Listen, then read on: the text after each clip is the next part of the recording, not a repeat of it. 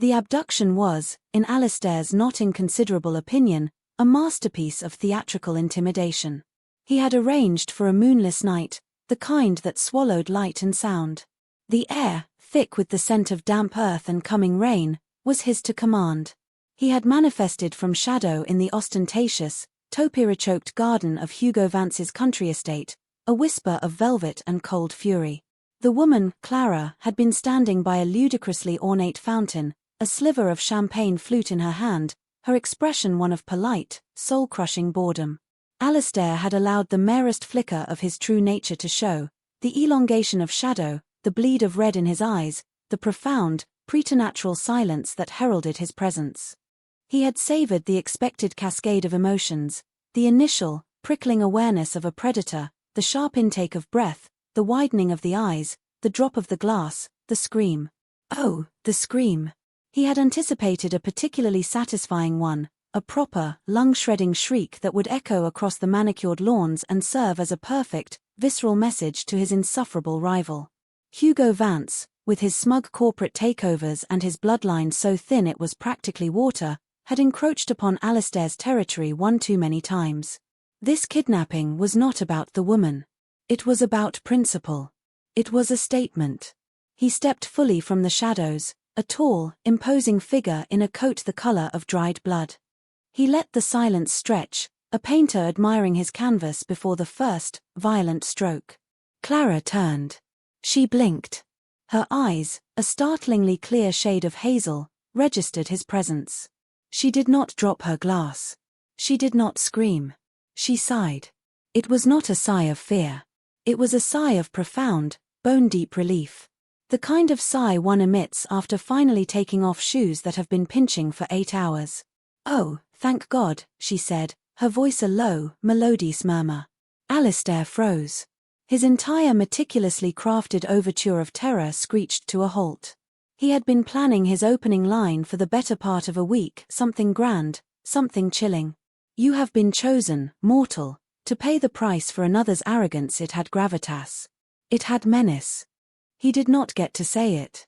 "You have no idea," she continued, taking a small, grateful sip of her champagne. "He was making me approve canapé menus." Menus. Plural. Apparently, there's a debate raging in the kitchen over the structural integrity of the mini quiche. "I was about 5 minutes away from throwing myself into that fountain." She gestured with her flute toward the cherub spitting water. "So, whoever you are, whatever this is, thank you. You've saved me from a fate worse than death," a discussion about smoked salmon vol au vents. Alistair just stood there. For the first time in perhaps 700 years, he was utterly, completely, and profoundly baffled. His mind, a vast and ancient repository of strategy, seduction, and slaughter, came up with precisely nothing. The cogs of his immortal brain, usually spinning with predatory grace, had jammed. Did she thank him for abducting her? He had to recalibrate. This was a ploy, a strange, modern form of defiance. She was trying to unbalance him. Clever. Futile, but clever. He would reassert control. "You do not understand the gravity of your situation," he finally managed, his voice a low growl that had sent armies fleeing. She looked him up and down, a slow, appraising glance that was far more unnerving than any scream. "Okay, let's see. Tall, dark, ridiculously handsome in a brooding Byronic hero sort of way. Dressed like you're the lead in a very expensive Gothic rock opera. You appeared out of thin air, and the temperature dropped about 20 degrees. I'm going to go with vampire. Am I warm?" The casual accuracy was, frankly, insulting. He was Alistair, the Night King of the Crimson Court, scourge of the Carpathian vein, the last of the old blood. He was not a type. "Your flippancy will not serve you," he bit out, the words colder than a tombstone. He gestured, and the shadows around them deepened, coalescing, tendrils of darkness wrapping around her ankles. It was a classic. A crowd pleaser. Clara looked down at the writhing blackness coiling around her calves. She wiggled her toes in her wholly impractical heels. "Ooh, spooky. Is this the part where you whisk me away to your dark, foreboding castle?" "Silence," he commanded, the word imbued with the weight of ages. Just asking for logistical purposes, she said, completely unperturbed. Should I have brought a coat? I didn't bring a coat. Hugo said the weather would be mild, but Hugo also thinks artisanal toast is a personality trait, so his judgment is questionable at best. The shadows dissipated. Not because he dismissed them, but because Alistair was so distracted by the sheer, magnificent absurdity of the conversation that he simply forgot to maintain the spell. He had terrified popes. He had brought empires to their knees. He had never, in his long and storied existence, been derailed by a commentary on toast. "You are my prisoner," he stated, trying to inject the words with the finality of a death sentence. Clara's eyes lit up with something that looked alarmingly like genuine hope. "Wonderful. Does prisoner status get me out of my bridal shower?" She leaned in conspiratorially, her voice dropping. "Because Janine from Hugo's marketing department is organizing it, and she has an unhealthy obsession with games involving toilet paper. This could be a real win-win." Alistair stared at her. The scent of her blood was intoxicating, a symphony of life and warmth that usually sent him into a state of focused, predatory desire. Now, it was just a background note to the blaring cacophony of his own confusion. He had kidnapped a living, breathing paradox. He had expected screams. He had received a social calendar complaint. "Come," he said, the single word clipped and harsh. He wouldn't give her the satisfaction of a response. He would simply take her. He reached out, his fingers like steel bands, to grip her arm. She didn't flinch. She didn't pull away. She placed her empty champagne flute neatly on the stone rim of the fountain. "All right, but if we're going, let's go. Another minute here and his mother is going to corner me to show me swatches for the reception hall upholstery. They're all beige. Every single 1 inch." He wrapped his arm around her waist, the fabric of her dress cool beneath his palm. He prepared for the disorienting, gut-wrenching sensation of shadow walking, a method of travel that left most mortals vomiting for an hour. He braced himself for her panicked cry. Finally, she breathed, resting her head against his shoulder as if he were a taxi she had been waiting for in the rain. Action. In a swirl of night and cold wind, they vanished from the garden, leaving behind only an empty glass and the faint, lingering scent of champagne and disbelief. The arrival was as jarring as the departure. They materialized not in a damp, dripping dungeon, but in the center of Alistair's personal study. It was a vast, circular room lined with floor-to-ceiling bookshelves, a fire roaring in a hearth large enough to roast a bull, and a massive obsidian desk polished to a mirror sheen. It was a room designed to broadcast power, intellect, and ancient wealth. Clara stumbled slightly, but caught her balance with a dancer's grace. She didn't look sick. She didn't even look particularly dizzy. She looked around, her head tilted, an expression of critical assessment on her face. She said. Alistair released her, stepping back. He needed space. He needed to think. His entire plan had been predicated on terror, on breaking Hugo's prized possession. But the possession seemed entirely unfazed. In fact, she seemed to be redecorating his castle in her head. "It's a bit much, isn't it?" she mused, gesturing to the room at large. "The whole Gothic overlord aesthetic. Very dramatic. But the lighting is terrible for reading. And all this dark wood just swallows the light. You could really open the place up with a lighter paint color. A nice greige, maybe. And some task lighting." "This is not a home renovation consultation," Alistair snarled, his patience, a famously long and durable thing, fraying like cheap string. "This is your prison." Right. Prison. Got it." She walked over to his bookshelves, running a finger along the spines of ancient, leather-bound tomes. "Wow. First editions. Is this a complete collection of pre-schism theological texts?"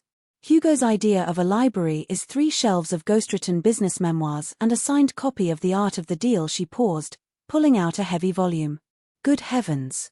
Is this the original Codex Umbra? I wrote my graduate thesis on this. Or, well, on the parts that aren't supposedly lost to history. I guess they weren't so lost after all." She was treating his collection of forbidden, soul-shattering grimoires like a quaint neighborhood book exchange. Alistair strode over and snatched the book from her hands, the air crackling with his fury. "You will not touch these. They contain knowledge that would shatter your fragile mortal mind." "Fragile?" She raised an eyebrow. "I've sat through a 4-hour board meeting on quarterly earnings projections where the only visual aid was a pie chart that was clearly just a repurposed pizza delivery coupon. My mind is a fortress." He placed the book back on its shelf with reverential care. He was losing control, and he knew it.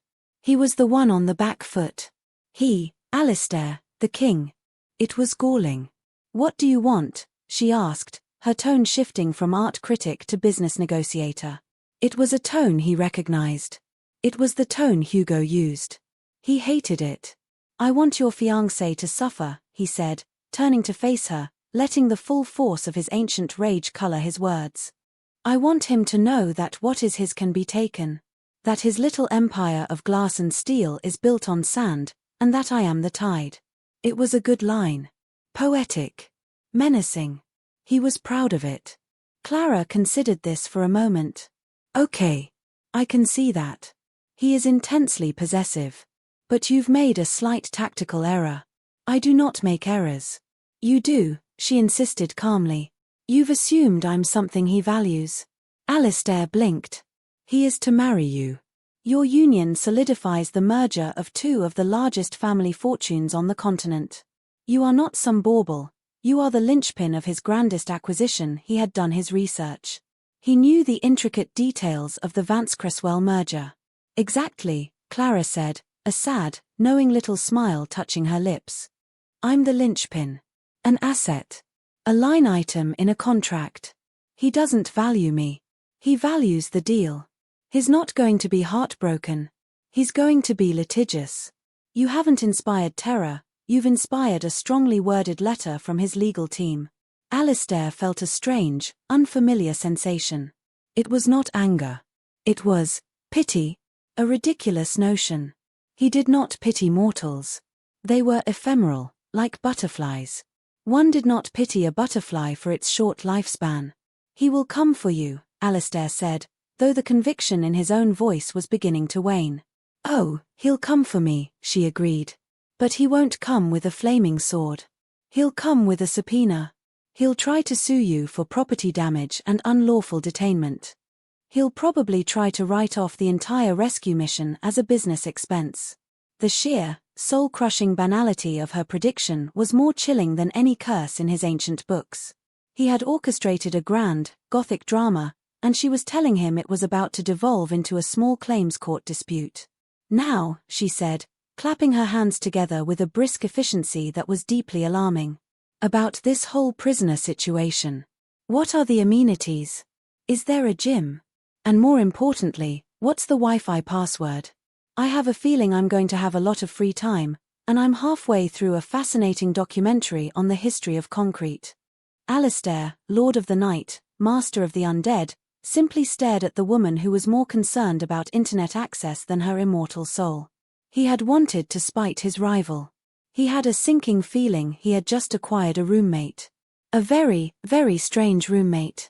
The first 24 hours were a masterclass in psychological warfare, though Alistair was beginning to suspect he was the one being psychologically warred upon.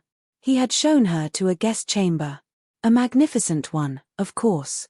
He was a king, not a barbarian. The room was larger than her entire apartment in the city, with a vast, curtained bed, a fireplace of its own, and a balcony overlooking a chasm so deep that its bottom was perpetually lost in shadow. It was meant to be beautiful and terrifying in equal measure. A gilded cage. Excellent, Clara had declared upon seeing it. Great natural light in the morning, I assume? And the acoustics in here are fantastic. You can really hear the eternal screaming of the damned, is it? Or is that just the wind? Either way, it's got character. He had left her there, locking the heavy oak door with a resounding, final-sounding thud. He had expected, perhaps, some belated tears. Some rattling of the handle. Instead, he heard, very faintly through the thick wood, a contented hum. He spent the night brooding. It was one of his primary occupations, and he was exceptionally good at it.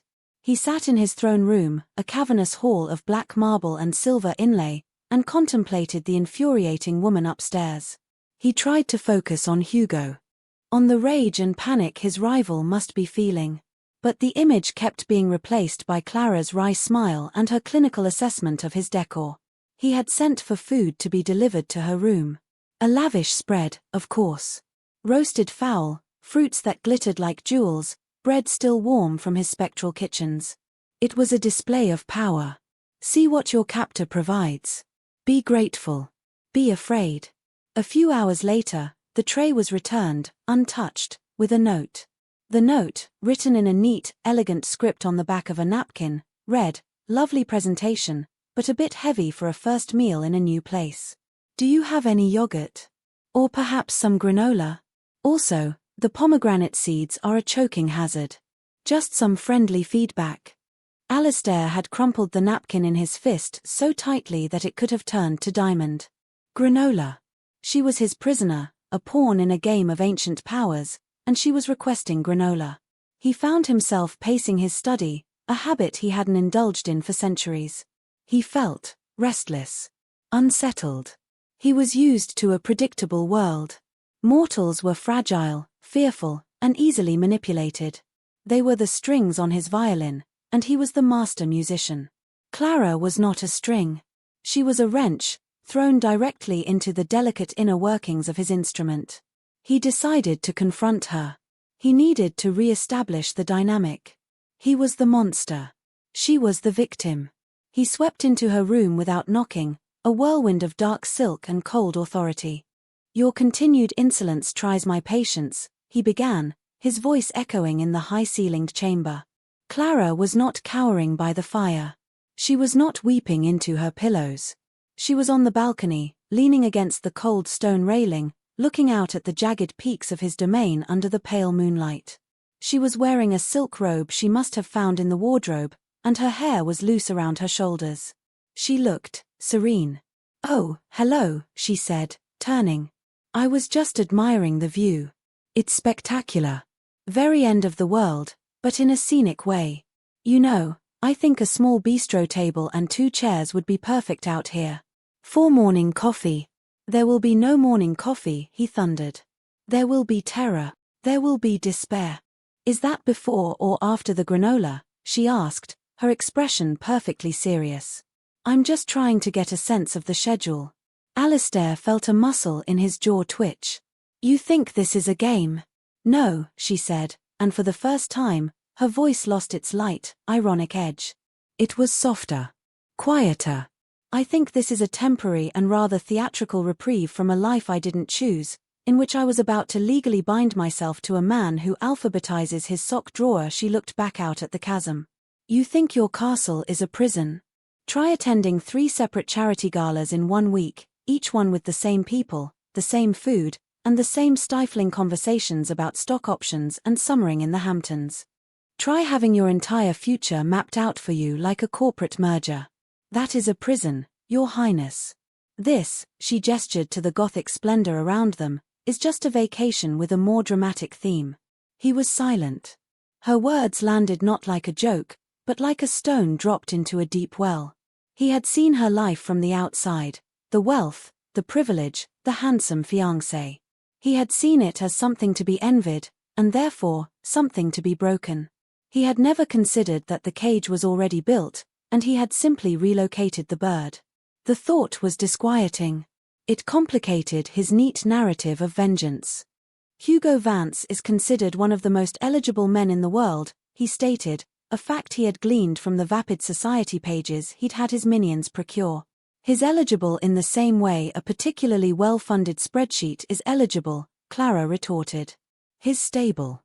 His predictable. Our marriage is synergistic. It's not a romance, it's a transaction. I'm trading my name for his portfolio. My parents are thrilled. His are ecstatic. Everyone gets what they want. And what do you want?" The question escaped him before he could stop it. It was a personal question. An intimate one. He did not ask mortals intimate questions unless it was part of a seduction. This was not a seduction. This was an interrogation that had gone wildly off script. Clara turned to face him fully, the moonlight catching in her eyes. I wanted to finish my thesis. I wanted to teach. I wanted to spend a Saturday in a dusty library without having to check my phone for texts about which floral arrangement is less funereal for the wedding brunch. A small, bitter smile played on her lips. I wanted a life that was mine. But the world I was born into doesn't have much use for that. There it was again. That strange, uncomfortable flicker of empathy. He, an eternal king bound by tradition and reputation, and she, a mortal woman bound by family and finance. The shape of their cages was different, but the bars felt suddenly, unnervingly similar. My library is extensive, he found himself saying, the words feeling foreign in his mouth. You are welcome to it. Clara's eyes widened slightly. The mask of wry detachment slipped, and for a second, he saw the hopeful scholar she'd mentioned. Really? I am a king, he said, drawing himself up, trying to reclaim some of his lost dignity. I am not a barbarian. Of course my prisoner may have access to reading materials.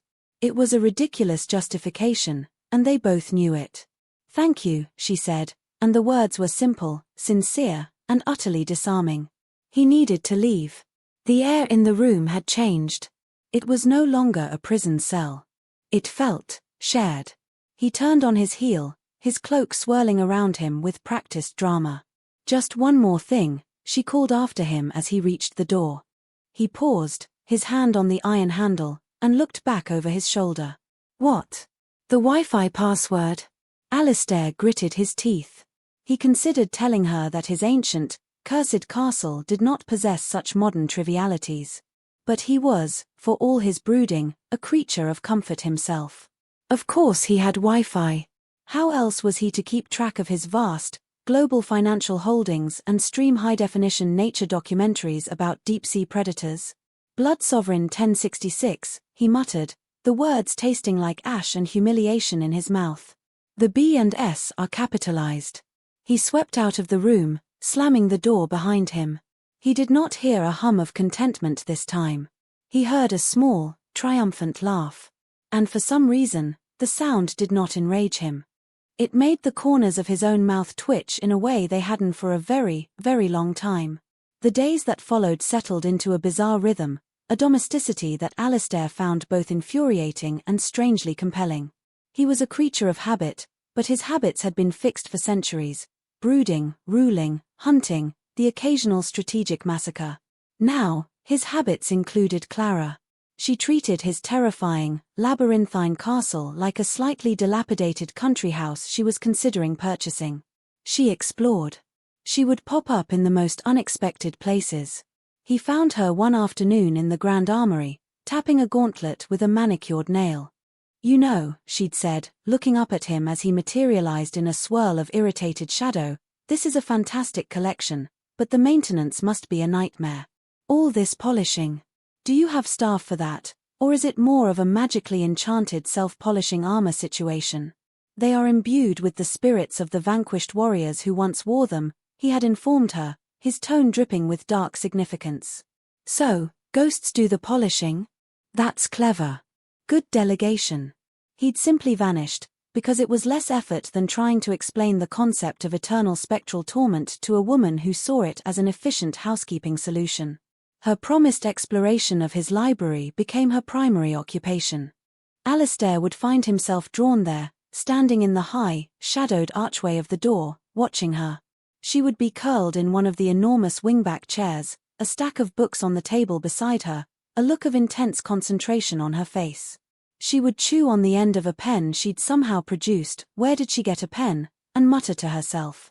He tried to maintain his captor persona. He would stride into the library, his presence intended to be a chilling reminder of her status. You seem comfortable, he would say, his voice a low rumble. I am, she'd reply without looking up from her book. This chair has excellent lumbar support. You wouldn't think so, looking at it, but it's surprisingly ergonomic. Did you know that the 12th century interpretation of the Gnostic Gospels was heavily influenced by a mistranslation of a single Aramaic phrase? Fascinating stuff. He had no response to that. He had read those Gospels. He had, in fact, had a rather heated argument with the author of one of them. But he couldn't very well say that. It would ruin the mystique. Instead, he would just stand there, feeling strangely like an intruder in his own library. One evening, he found her not with a book, but with a laptop perched on her knees. The Wi-Fi password. He had come to regret giving it to her. "What foul modern sorcery is this?" he asked, gesturing at the glowing screen. "I'm unsubscribing from bridal magazines," she said, clicking away with brisk determination. Modern bride, the knot, perfect wedding. It's surprisingly cathartic. Click. You no longer have to care about the pros and cons of a destination wedding. Click. The debate over peonies versus hydrangeas is irrelevant to your life. Click. You are free from the tyranny of the seating chart. Alistair watched the screen. He saw images of smiling couples, of elaborate cakes, of dresses so white they hurt his sensitive eyes. It was a world so alien to his own, yet her description of it as a prison resonated more and more.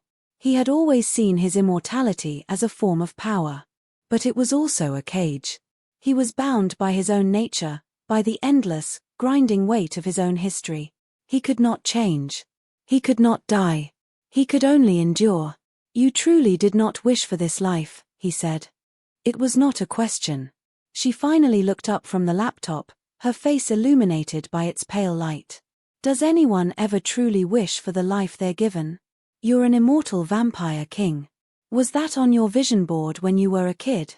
The question was so unexpected, so absurd, that a short, sharp laugh escaped him. It was a rusty sound, unused. He couldn't remember the last time he had laughed. It felt strange. "I was not a kid," he said, recovering himself. "And we did not have vision boards. We had feudal obligations and the constant threat of plague." "So, you're saying it wasn't on the vision board?" she shot back, a ghost of a smile on her lips. "See? We're not so different. Just two people trapped in careers we didn't exactly apply for." That, he thought, was the most ridiculous and yet most accurate thing anyone had ever said to him. The sheer audacity of her comparing her society wedding to his eternal, blood-soaked reign was breathtaking. And yet, he found himself sitting in the wingback chair opposite hers. The act felt momentous, a crossing of some invisible line. He was no longer the captor looming over his prisoner. He was a man, sitting in a room with a woman. "Tell me," he said, the word emerging more softly than he intended. "About this thesis." And she did. For the next hour, she spoke about the Codex Umbra, about the evolution of heretical thought, about the way history is shaped by the powerful and rewritten by the victors. She spoke with a passion and intelligence that he had not encountered in centuries. The mortals he usually interacted with were either terrified, sycophantic, or begging for their lives. None of them had ever lectured him on 12th century textual analysis. He found himself listening, truly listening. He interjected, correcting a date here, offering an alternate interpretation there, based on first-hand knowledge he disguised as obscure academic theory. Her eyes would light up when he did, a spark of intellectual camaraderie passing between them. "You know a lot about this," she said, her gaze sharp and curious. "I have had a great deal of time to read," he deflected smoothly.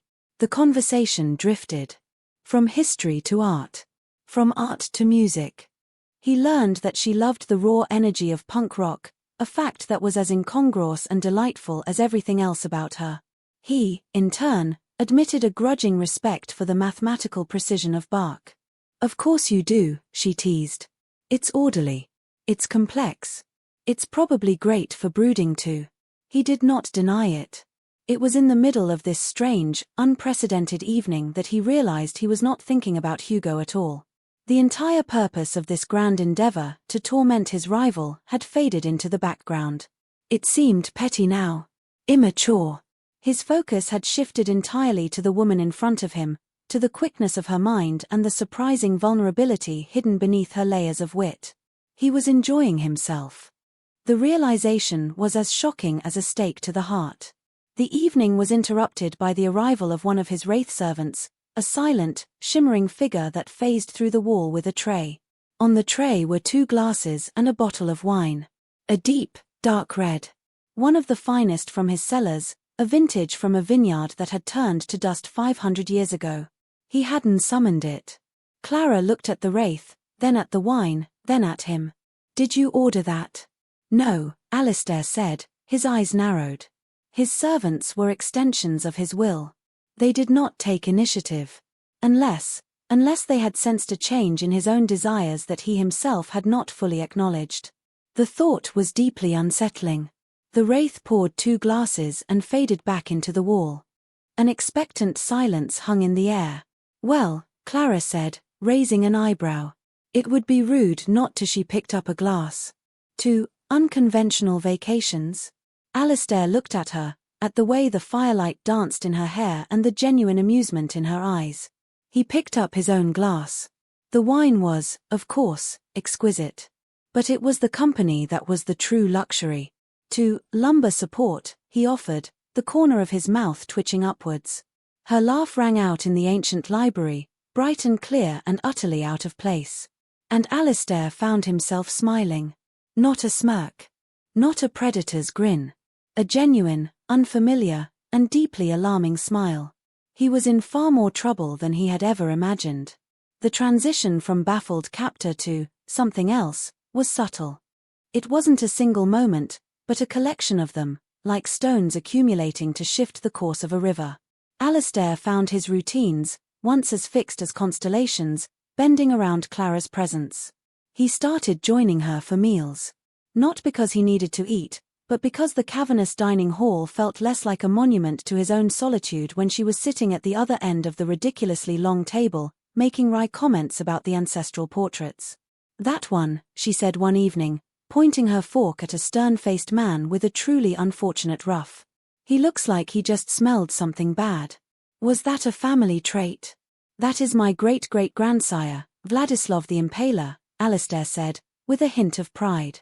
"He was known for his severity." "Severity? He looks like he's about to send his soup back because it has a fly in it. A very, very tiny fly that only he can see." She took a sip of water. "I bet he was a nightmare at dinner parties." Alistair had been at dinner parties with Vladislav. She was not wrong. He began to anticipate her commentary, to look forward to the way her mind worked. She saw the world with a clarity that was both refreshing and unnerving. She punctured his grandiosity not with malice, but with a kind of cheerful, practical logic that was impossible to argue with. He took her for a walk in the moon garden. It was one of the jewels of his castle, a place of silent, spectral beauty. Ghost lilies bloomed with pale, internal light, and the air was thick with the scent of night phlox, a flower that only opened for the moon. It was a place he had designed to evoke awe and a sense of otherworldly sorrow. "It's beautiful," Clara said, her voice soft. "But you know what it needs? A bench. A nice, comfortable bench. My feet are killing me in these shoes." She was wearing a pair of velvet slippers she'd found. Apparently, even his magically provisioned footwear was not up to her standards. He had conjured a bench. A simple, elegant thing of carved obsidian. He hadn't even thought about it. The desire for her to be comfortable had simply translated into action. He sat beside her, the cold stone a stark contrast to the strange warmth spreading through his chest. They sat in silence for a while, a comfortable quiet that would have been unthinkable a week ago. "You must get lonely," she said, not looking at him, but out at the glowing flowers. The statement was so direct, so devoid of artifice, that it took him by surprise. "I am a king. I am never alone." "That's not what I mean," she said. "You're surrounded by servants who can't speak and portraits of grumpy relatives. You have all this." She gestured to the castle, the garden, the sky, "but who do you talk to? Who challenges you? Who tells you your ruff is ridiculous?" He had no answer. Because the answer was no one. Not for centuries. Not until her. The lords of his court were sycophants. His enemies were predictable. His existence had been a long, monotonous echo chamber. She was the first new sound in 1,000 years. "My reputation precedes me," he said, the words a poor defense.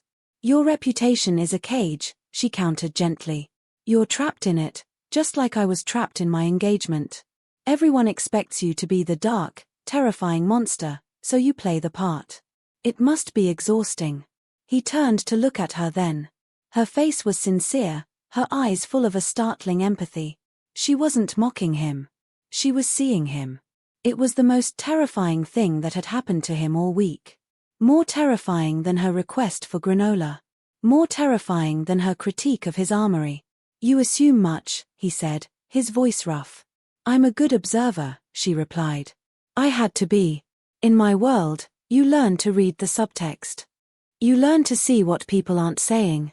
And you," she poked his arm lightly, a gesture of shocking familiarity, "are screaming I am a deeply intellectual and terminally bored man who just wants someone to discuss 12th century heretics with." He should have been furious. He should have risen in a tempest of rage at her presumption. But he couldn't. Because she was right. So profoundly, absurdly right. "That is a gross oversimplification," he managed, but his voice lacked its usual bite. "Is it?" she challenged, a small smile playing on her lips. "Okay, fine. And maybe you also want to show off your very impressive collection of soul-destroying ancient texts. Your ego is a part of it, I'll grant you that." This was their language. This blend of sarcasm and sincerity. A joke that held a core of truth. A sarcastic comment that was actually a seed of deep, genuine vulnerability. He was beginning to realize that her flippancy wasn't a shield against him, it was a shield against the world. A world that had tried to sand her down into something smooth, and predictable, and beige. He felt a sudden, fierce surge of protectiveness. It was an alien emotion. He had protected his territory, his power, his secrets. He had never felt the urge to protect a person. Not like this.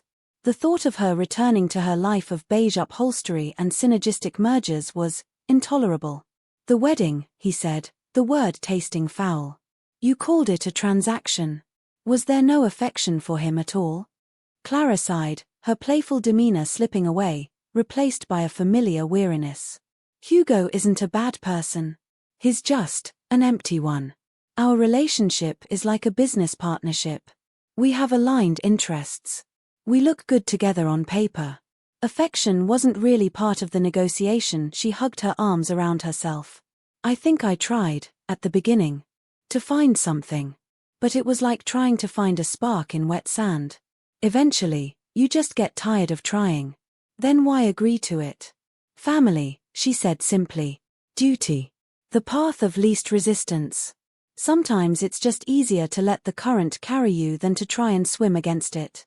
You end up exhausted and you drown anyway." She gave a short, bitter laugh. "And then you get kidnapped by a vampire king and realize that maybe drowning would have been the more interesting option." The joke was there, but it didn't land with its usual lightness. It was heavy with unspoken sadness. It was a throwaway line that revealed a deep, genuine despair. He saw it for what it was, a cry for help, disguised as a punchline. He didn't know what to say. The usual platitudes of comfort were foreign to him. So he did the only thing he could think of. He reached out, his movements slow, and gently took her hand. His skin was cold, hers was warm. The contact sent a jolt through him, a current of life that was both startling and addictive. She didn't pull away. She laced her fingers with his. "Your hands are freezing," she murmured. "I am dead," he reminded her. "Right," she said, a faint smile returning to her face. "Forgot about that part." They sat there, on the obsidian bench in the garden of glowing lilies, holding hands like teenagers. The fearsome Night King and his sarcastic, willing prisoner.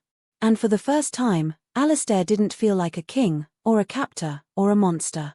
He felt like a man who had just found something he hadn't even known he was looking for. He was beginning to suspect that in his attempt to steal Hugo's most valuable asset, he had accidentally stolen something that was becoming invaluable to himself. And the thought of ever giving her back was a prospect more horrifying than an eternity of solitude. The crisis, when it came, did not arrive with a clash of steel or a siege upon his gates. Alistair had, in a moment of what he now recognized as romantic foolishness, almost hoped it would. He imagined himself, a dark avenging angel, defending his castle, defending her from Hugo's mundane forces. It would have been dramatic. It would have been satisfying. Instead, the crisis arrived in the form of an email. Clara was in the library, of course, cross-referencing a 14th-century demonology text with an online academic journal. Alistair was nearby, pretending to read a tome on ancient battle strategies but actually just watching the way she bit her lip when she was concentrating. The domesticity of it was still a shock to his system, but a pleasant one, like a warm drink on a cold night. "Oh, for heaven's sake," she muttered, her fingers flying across her laptop's trackpad. "Have you discovered another mistranslation?"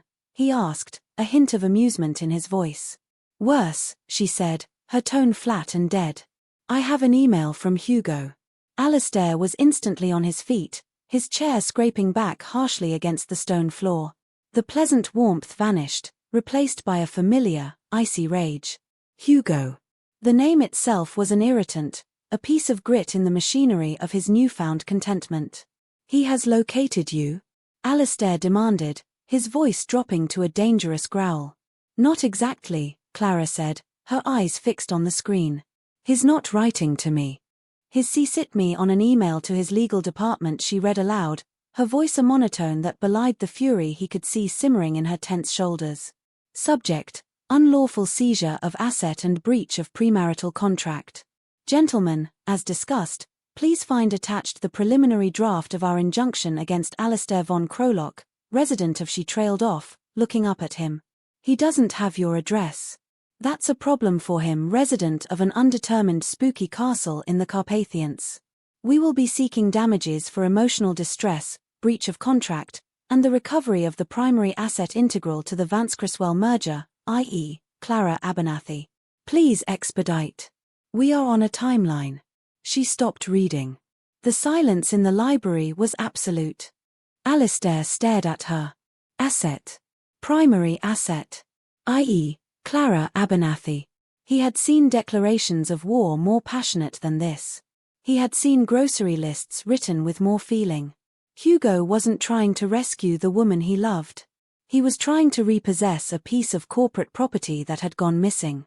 "He does not," Alistair said slowly, the words like chips of ice, "ask if you are safe." "Nope," Clara said, her voice brittle. She snapped the laptop shut with a sharp crack that echoed like a gunshot in the quiet room. "No, hope you're okay. No, are you being held against your will? Just unlawful seizure of asset. It's nice to know my primary value is as a line item." He saw it then. The deep, profound hurt she had hidden for so long behind her wall of wit. The jokes about being an asset, the sarcastic comments about the merger, they had been her armor. But this cold, clinical email had pierced straight through it. Her face was pale, her lips pressed into a thin, tight line. The spark in her eyes was gone, replaced by a dull, aching resignation.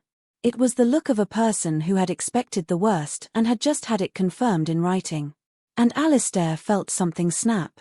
It was not the cold, calculated anger of a king whose territory had been challenged. It was a hot, white-hot fury. A deeply personal rage on behalf of someone else. He wanted to tear Hugo Vance apart. Not for his arrogance, not for his trespasses, but for this. For the casual cruelty that had extinguished the light in her eyes. In that moment, watching the pain etch itself onto her face, the last piece of his own ancient, frozen heart cracked open.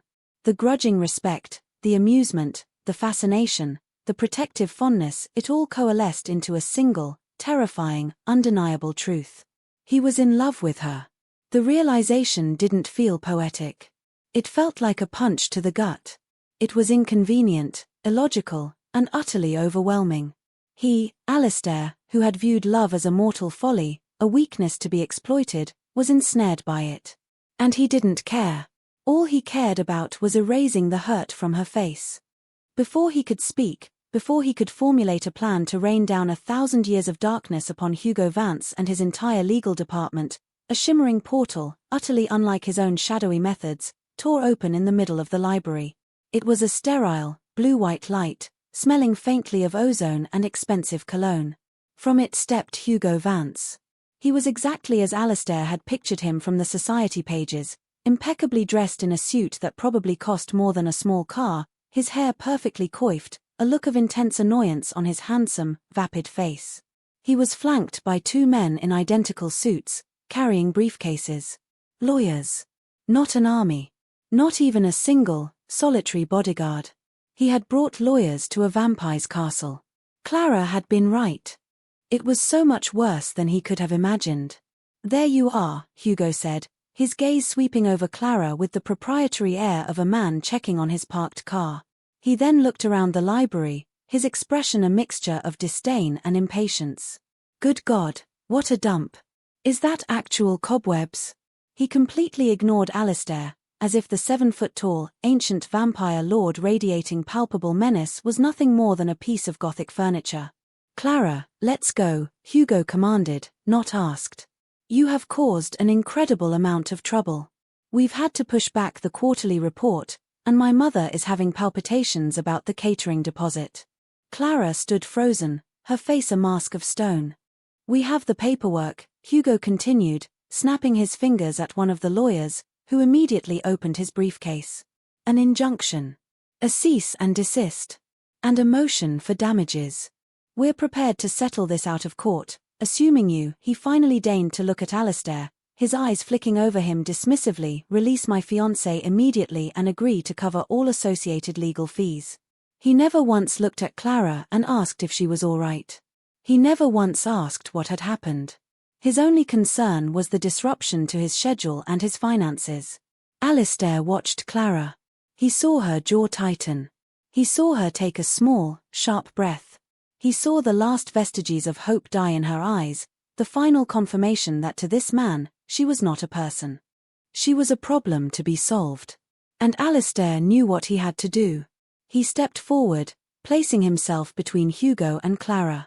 He was taller than Hugo by a good foot, and he let the full weight of his age and power settle into his posture. The temperature in the room plummeted. The fire in the hearth sputtered and died. The shadows in the corners of the room seemed to deepen and writhe. "She will not be going with you," Alistair said, his voice quiet, but carrying the unmistakable finality of a closing tomb. Hugo actually scoffed. A small, arrogant puff of air. "Don't be ridiculous. She's my fiancée. There's a contract. A legally binding 1-inch. Your contracts do not apply in my kingdom," Alistair said, a slow, dangerous smile spreading across his face. "And your fiancée, it seems, has developed some new opinions during her stay." He turned his head slightly to look back at Clara, a silent question in his eyes. He saw a flicker of something return to her gaze. A spark of her old fire. He turned back to Hugo. "For instance, she finds your meticulously planned 5-year tax avoidance strategy to be, and I believe I'm quoting her correctly, pedestrian." Clara let out a choked sound that was halfway between a sob and a laugh. Hugo's jaw dropped. "What? How do you?" "That's proprietary information. She also mentioned your habit of alphabetizing your socks," Alistair continued, enjoying himself immensely now. "She finds it indicative of a small and terrified mind." The lawyers shifted uncomfortably. Hugo's face was turning a fascinating shade of mottled red. "This is absurd. Clara, tell this relic to stand down. We have a brunch tasting on Saturday." This was the moment. The choice. Alistair held his breath. Clara took a step forward, moving to stand beside Alistair. Not behind him, but beside him. She looked Hugo directly in the eye, and her voice, when she spoke, was clear and strong, stripped of all sarcasm, all irony. It was pure, unadulterated truth. "No," she said. It was just one word, but it was a revolution. "No." Hugo spluttered. "What do you mean, no?" "The merger, the families. The merger can find another linchpin," Clara said, her chin high. "And the families can be disappointed. I am not an asset, Hugo. I am not a clause in your contract. I am a person. And I'm done." Alistair felt a surge of pride so fierce it almost buckled his knees. He looked at Hugo and his 2 useless lawyers. He could have destroyed them. He could have unmade them with a thought. But that was the old Alistair.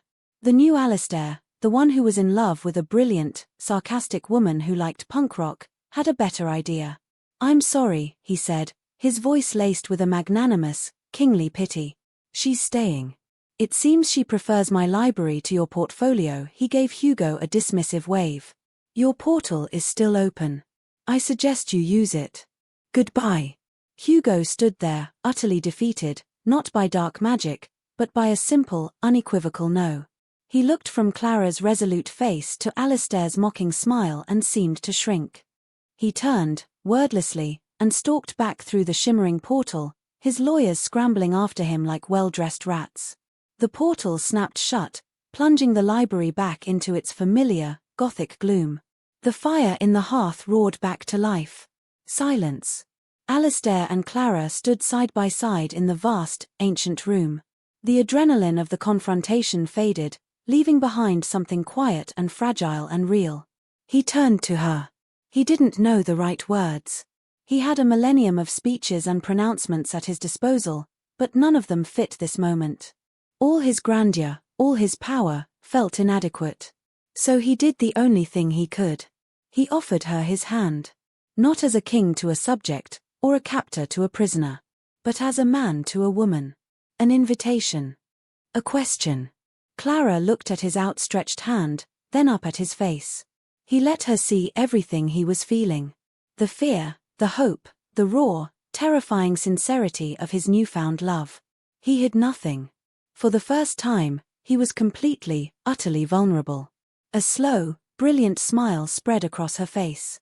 The real smile. The one that lit up her entire being. Well, she said, her voice soft. It would be rude not to. She took his hand. Her fingers laced through his. Warmth against cold. Life against death. It felt like coming home. Just so we're clear, she said, her eyes sparkling with their old, familiar wit, this doesn't mean I'm going to start approving your canapé menus. Alistair threw back his head and laughed. A real, deep, joyful sound that echoed off the ancient books. He was Alistair, the Night King, and he had just been well and truly conquered. And he had never, in his entire, long existence, felt so gloriously, wonderfully free.